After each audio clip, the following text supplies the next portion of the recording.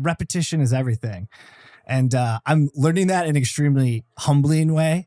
For 75 Hard, I've got this outdoor boxing class that I've gone to twice now, but I just get fucking embarrassed during the mitt work. Like the guy will come out, it'll be like 2-3-2 slip, 2-3-2 duck, 5-6, 5-6, and like everyone else will just be snapping them off next to me, and I just look like a fucking clown. And but it is but what I've been using to keep going is you got to reframe for I am the learner. Like me getting embarrassed as shit, it's just part of the process. And so like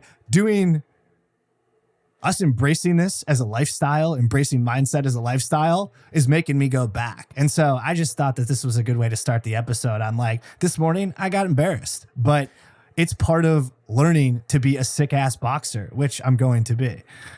I love that. Tom Billy always says, be willing to be embarrassed. And it's so true. It's like you have to be willing to be embarrassed in the beginning. Otherwise, you're going to hold yourself back from ever starting. And if you're not embarrassed in the beginning, it's because you're doing something you already know how to do. And you should be doing things you don't know how to do and learning. So I love that, dude. That's awesome. Boxing is so fun too, man. It's a workout that you really look forward to going to. And it also teaches you a skill set. Like it's good to know that if anything ever pops off, you could beat the shit out of somebody. Dude, when I snap a punch and it sounds like a wet rag hitting like somebody's ass, I'm like, that's what's up.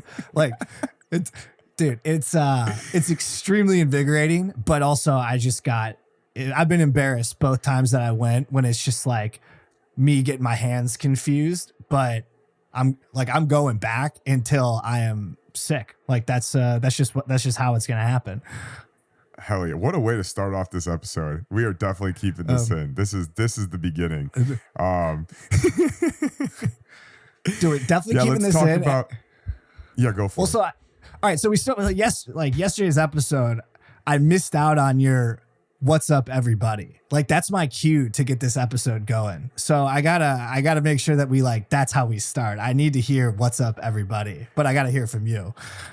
What's up, everybody? We are live after talking about boxing and whooping ass, and we're gonna talk about focus today and how Brad is gonna focus on whooping some ass and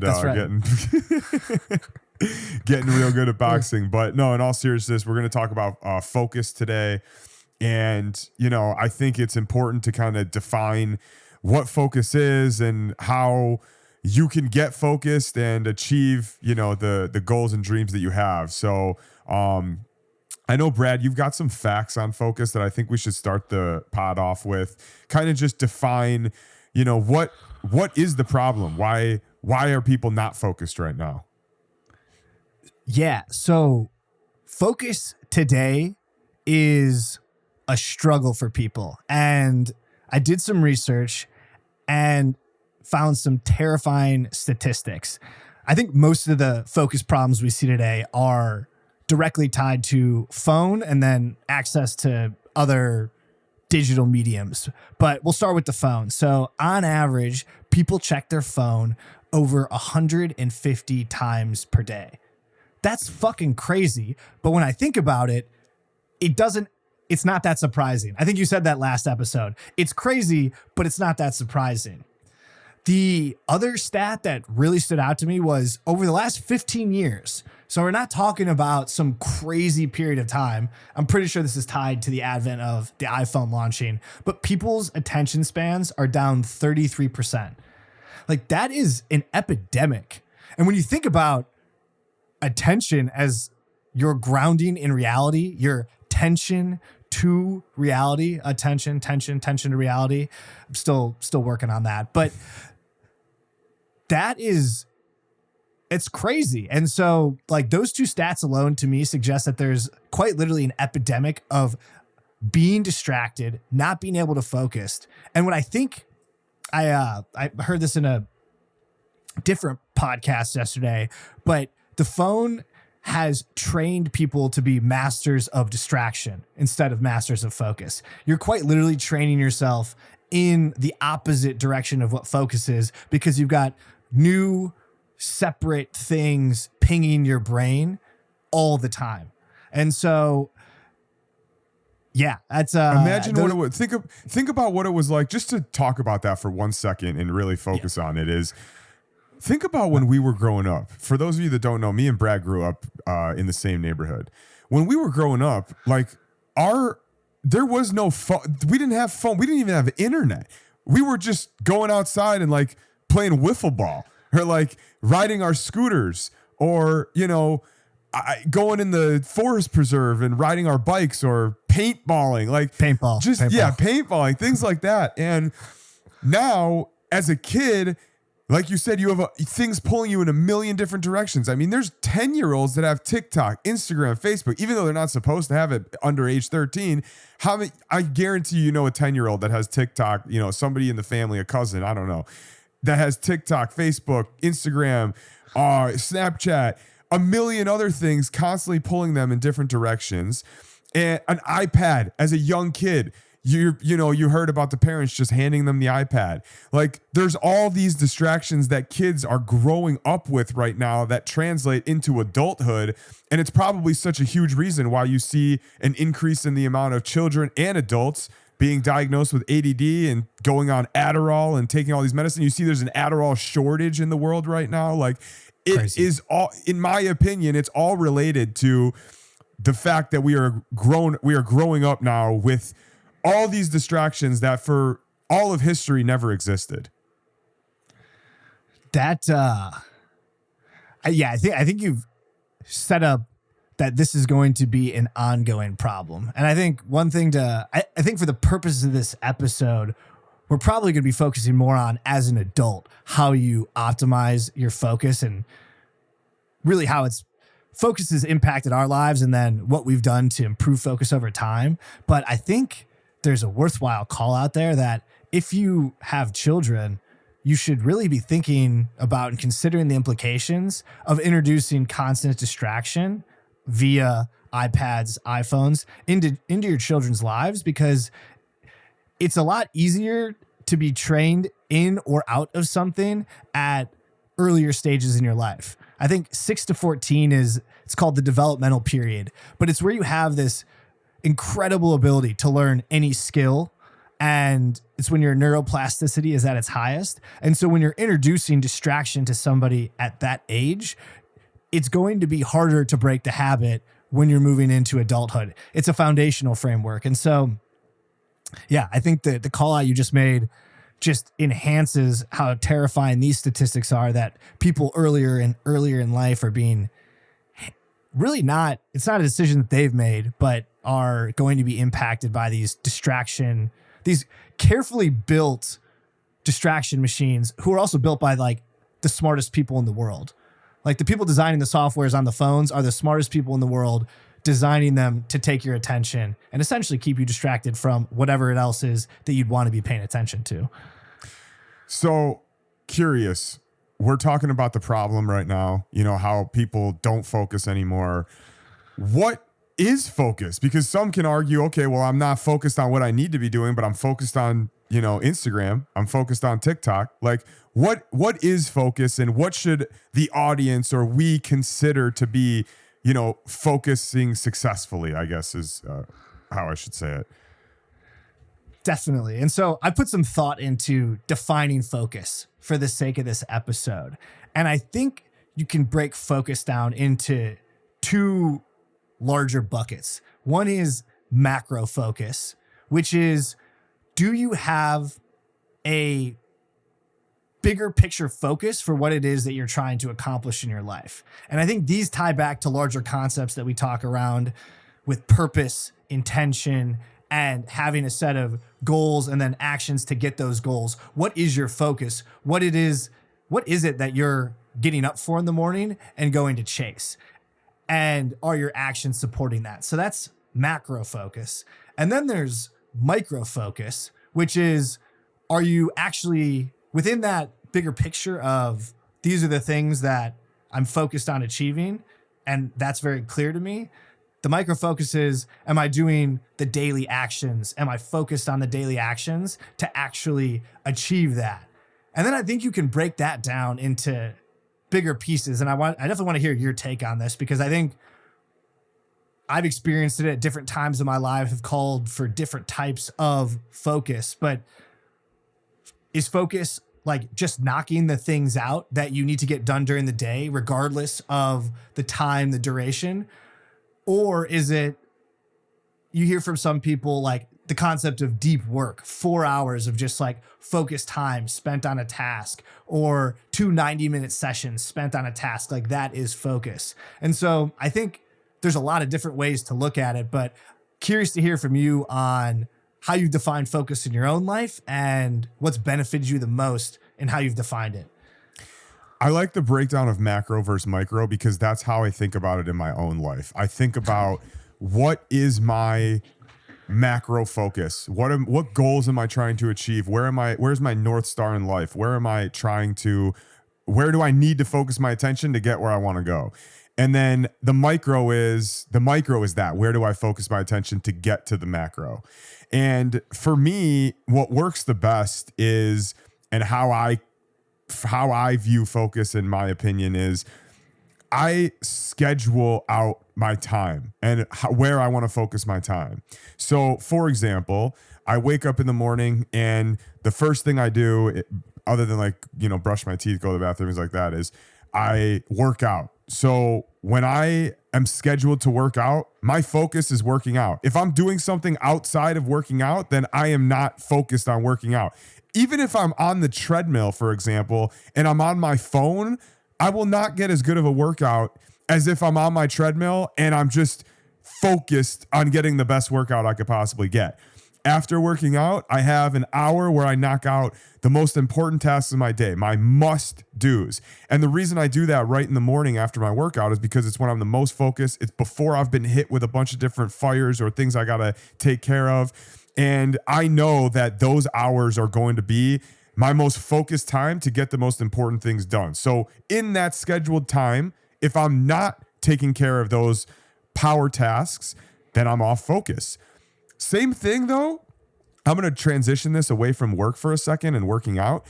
Same thing with being in the relationship and focusing time on that. If I'm going out to dinner with my wife, I need to be focused on dinner with my wife. I can't be sitting there on my phone. I can't be, listening to her tell me about her day and in the back of my head thinking about work. I need to be focused 100% of the time. So the way that I view focus is on a macro level, I have what I want to do fitness-wise, what I want to do work-wise, what I want to do relationship-wise. And then on a micro level, I actually schedule in what I should be focusing on and when. And my measurement for if I'm focusing or not is, am I doing that thing at the scheduled time that I should be doing, or am I not? Because maybe part of my scheduled leisure time is, do whatever you want from 9 to 10 p.m. So if I'm, on Instagram, or if I'm watching YouTube or whatever, that's part of my focused leisure time, but at least it's not part of any other part of my day where I'm supposed to be focusing on something else. So that's kind of the way that I view it. What about you?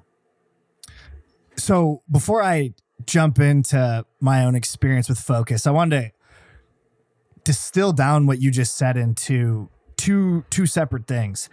The first one is you plan for focus.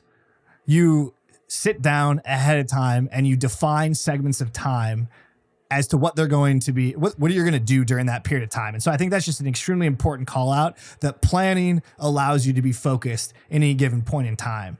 And building off of that, and the second thing is that planning allows you to label success or failure for focus in that period of time.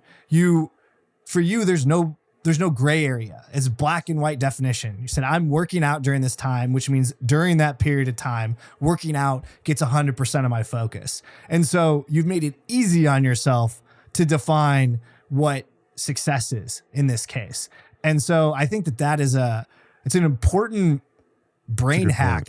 Yeah, it's an important brain hack that you make it very easy for yourself to say, am I being successful or am I not being successful? For you, it's black and white. It's workout hour. Am I focused on workout? If my mind is anywhere else, then I'm not focused. And I think that simplicity that's driven by the upfront work that you did, the planning that allows you to be as focused as you are during those periods of time. Yeah. That's a good point. It comes from the and that's the thing too. It's like the whole that's why the macro and the micro go so well together, because the only reason I'm able to plan those times to focus is because of that macro focus that I have. If I didn't have the macro focus, I wouldn't have the foresight to schedule all the micros that I need to focus on. I think that's an excellent segue into, it really starts with macro focus first. Otherwise, your micro focus lacks something to be grounded in, right? Like if you don't have a big enough why, then can you focus at all in the first place? I think, essentially you need, if you want to ladder up, if you want consistency in your rationale as to why you're focusing on any given thing, a rationale that's strong enough for your mind to say that this is where I'm gathering pleasure from versus the pain of doing the activity, you need to have an extremely strong macro focus, or focus on the macro of what it is that you want. Is that right? Yeah, absolutely. I'm curious to hear how you view focus, or a personal experience with focus, and how you view it. Yeah, and preparing for this, I did some reflection on where focus has benefited me historically, and then some personal challenges that I've faced with focus and how I've defined it over the past couple of years. And so when I was building Space Station, this was the cannabis beverage manufacturing business, I had the most clear macro focus. It's super easy when your definition for what success is and what your goals are build this company and see it through to being successful. It made it very obvious to me. It made it very obvious to me what success was versus what success was. And laddering up all of my micro actions into doing that were it was easily defendable for me internally. Like there was no sacrifice I couldn't make because my macro focus was so clear. And so that was an extremely aligned part of my life, because my macro was so strong that my micros, no matter how tedious and no matter what struggle they brought to me, the macro just pulled me through and allowed me to make sure that I was doing. How'd you avoid the distractions though? How'd you avoid the phone? How'd you avoid the friends? How'd you avoid the, all the things that people get distracted with? Well, this one was easy because I essentially was isolated. I isolated myself in Sacramento. Like before I had moved, if I reflect on why I felt like I was on a treadmill for the 3 years, or really longer, but let's call it the 3 years preceding starting Space Station, it was a big part of it was my environment. Like my environment did not put me in a situation where I could stay focused, especially at the micro level, because my day was filled with so many other things that were more appealing than doing the micro activities that I needed to focus on. And like hanging out with friends, like going to parties, being in the city of Chicago, surrounded by a lot of people who didn't actually share the same goals as me, but ultimately, I guess I'll just leave it at that. The inverse of that is moving to Sacramento and being in that situation where I was isolated it set me up much better for success in terms of how can I make time for what I need to focus on? What are the competing things that could distract me away from what it is that I needed to be doing? And so built an environment for myself that those choices were made easy because I didn't have alternatives. And so it's an extreme example, but I think it points to an important concept in creating focus for yourself is build an environment where you can be focused, especially on the micro things. Reduce the competition in your environment and you'll naturally be set up for success. I'm going to go off that for a second. So you said it's extreme, but I don't think it's that extreme. And I think maybe it's a little extreme, but you also have to ask yourself, if you're listening, Are your goals extreme? Like, are you an extreme type of person? Do you want to be average, or do you want to achieve extreme results? You are a type of guy, Brad, that wants to achieve extreme results. I'm a type of guy who wants to achieve extreme results. So when you say it's extreme, maybe it is, but at the end of the day, maybe that's what it took. And I have a similar story to you in the sense of maybe it's a little extreme, but I remember when I decided.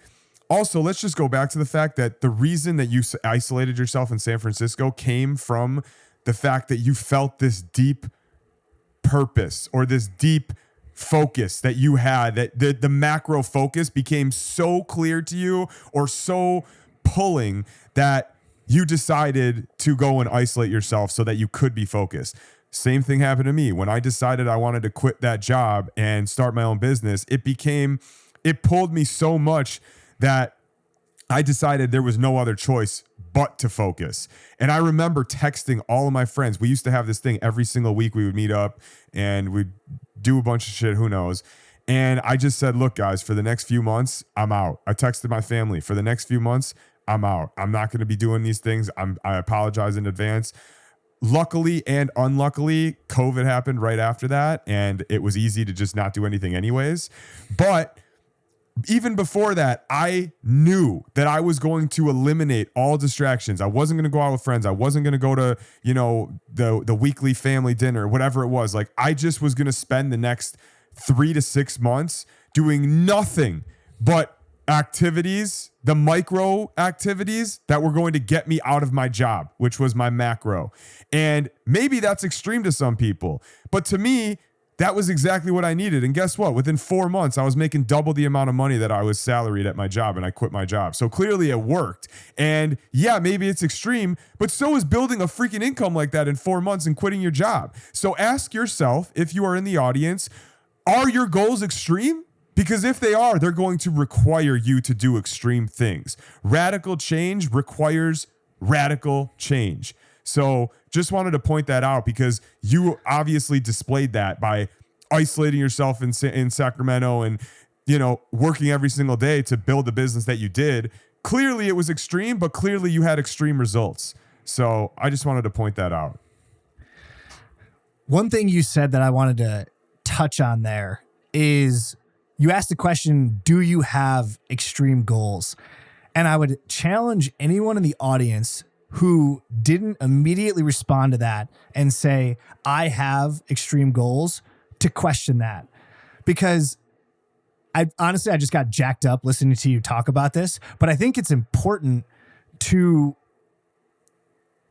take a step back and make sure that you are living your life so hard that you couldn't have any other situation other than having extreme goals. Like, your life, you get to live life one time. And so if you don't have extreme goals, to me, that sounds like you're leaving something on the table. And if you truly are going to die one day, which you're going to, then you have the only rational way to live your life is one that is filled with extreme goals, so that when you get up in the morning, you're jacked up to go chase those goals. And ultimately, that should be pushing you into a macro level of focus that makes the micro that much easier. It's the old cliche saying that people on their deathbed have. They don't regret the things they've done. They regret the things they haven't done. They regret the things they haven't chased. They regret not having bigger goals. And it's like you said, you have one life.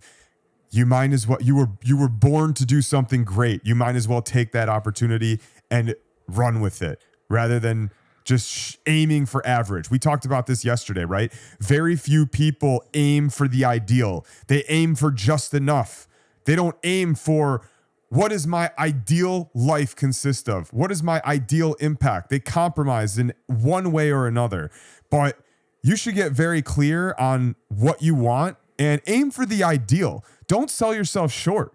It doesn't matter if it takes a year, 5 years, 10 years, 20 years. Have some sort of plan for yourself so that you can create that macro focus and allow yourself to understand what you need to be doing on a daily basis with the micro focuses to achieve that ideal life. But don't sell yourself short. Aim for the ideal. So I think we did. listening to you talk about this, just like if it doesn't put a fire in the audience's belly, I don't know what will. And so you are master of getting me jacked up. And so I can only imagine that other people are experiencing this as well. I want to take a second to go from the macro to talk a little bit about the micro, because I think it's important to think big picture. And honestly, the things that we're talking about right now, these are big mental movements and exercises that you need to take in your life to get you to a state where you are extremely pumped up and clear about what it is that you're doing. And I think there are dozens of more episodes that we're going to do around building that mental architecture. I think it's also important to go from this large macro and draw it back into what are things at the micro level that can help you focus. And what got me thinking about this was just the concept of stripping down your environment to make sure that you're in a position that you can focus. And so the extreme and more macro level version of this is moving to Sacramento or texting all of your friends. I'm not going to be around for the next 4 or 5 months. When you're going to do things on a daily basis, you should be applying the same principles. And so what does this mean in practice? If you're going to sit down and do a task and it does not require your phone, it's not a sales call, it's not sending an email from your phone, you need to get the phone the hell out of the room so that you're able to focus exactly what it is that you're doing. I think the biggest hack is just taking the phone and putting it somewhere else. I know for me personally, I've essentially suffered from phone addiction over the past few years. And at one point in my life, it was a necessary evil to conduct business and build space station in an active way that I constantly needed to be interacting with my phone. The things I'm working on now are more methodical and require deeper thinking. And so when I'm working, the phone is far away. It's out of sight. It's far away from me. It's not something that needs to be part of the process of focusing. I also think building a ritual for yourself to cue your brain up to say, I'm going to be focusing now. Your brain is essentially it's a machine that predicts things. And so when you can put it in a state that's predicting that you're going to focus, i.e. build a repetitive ritual, a habit that comes before the focus, it's going to make it that much easier to focus. And so this is something I'm cultivating right now, but you can do it with like a breathing exercise. You can do it with taking a quick walk. You could do it with a mantra. I'm also, in order to make it a more sensory, engaging experience, I ordered some essential oils that I'm going to use to prime me up for focusing. I'll definitely report back on if that has a positive impact. And then also headphones and music. My favorite movie is Interstellar, and the soundtrack from that movie is just like the perfect focus soundtrack. And so incorporating these things that you do before you're going to go into a state of focus, and then also using them while you're focusing are good ways to prime yourself up at the micro level to be consistent and let your brain know these are the actions that I got to be doing. I love that you just said that too. The routine thing is so true. And I'm curious to hear how that works for you. I know for me, what you said about taking a walk, like that's why I start every single morning with an outdoor walk. And I always try to go by the water if I can, because just being by the water, it does something to me. But when I get back from that walk every day, it's like it's go time and I'm ready to focus. And if I don't take that walk in the morning, it's a lot harder to get into that focus mode. So I think building the routine is huge for anybody. And I think the phone, by the way, is just, that is number one. I mean, number one by far is the phone, considering the stats that you gave when we started this episode and considering what we know about human nature and every single person that we see when we hang out with them is that they check their phone constantly. So I would say that for probably the majority of the people, getting the phone out of the room is probably the best first step that you could possibly take. We talked about what the problem was. We talked about what focus is. We talked about how each of us got macro focused and then micro focused. And now you just told them, what are some practical things that you could literally do today to get real focused on, on the micro level.